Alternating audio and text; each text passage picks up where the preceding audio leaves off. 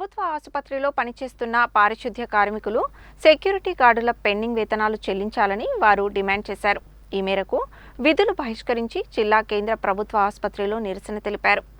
ప్రభుత్వ హాస్పిటల్లో పనిచేస్తున్న పారిశుద్ధ్య కార్మికులు సెక్యూరిటీ గార్డ్ కార్మికుల వేతనాలు సకాలంలో ఇవ్వకపోవడాన్ని నిరసిస్తూ గురువారం ప్రభుత్వ ఆసుపత్రి పారిశుద్ధ్య కార్మికులు సెక్యూరిటీ గార్డులు తమ విధులను బహిష్కరించి నిరసన వ్యక్తం చేశారు. ఈ సందర్భంగా పారిశుద్ధ్య కార్మికులతో పాటు సెక్యూరిటీ గార్డులు తమకు సకాలంలో వేతనాలు చెల్లించకపోవడంతో అనేక ఇబ్బందులు పడుతున్నామని, సకాలంలో వేతనాలు చెల్లించాలని అన్నారు. అలాగే పీఎఫ్, ఈఎస్ఐ చెల్లించాలని డిమాండ్ చేశారు. పారిశుద్ధ్య సెక్యూరిటీ గార్డుల యూనియన్ అధ్యక్షులు మునగ వెంకన్న, లలిత, అండాలు, నిర్మల, భాస్కర్, లవకుమార్, నిర్మల, ప్రమీల, స్వాతి, పద్మ, పార్వతమ్మ, రజిత, సబిత, కవిత, యమున, లక్ష్మి, నాగమణి, శివకుమార్, సైదులు, శ్రీను, వెంకటేష్ తదితరులు పాల్గొన్నారు.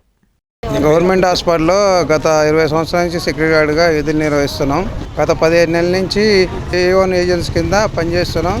ప్రతి నెల మాకు జీతాలు ఒక 20 మందికి వేసి 50 మందికి బంద్ చేయడం, ఇంతవరకు 5 నెలల పిఎఫ్ కట్టకుండా నిర్లక్ష్యం చేస్తారు. దీని మీద కలెక్టర్ అధికారులు చర్యలు తీసుకోవాలి.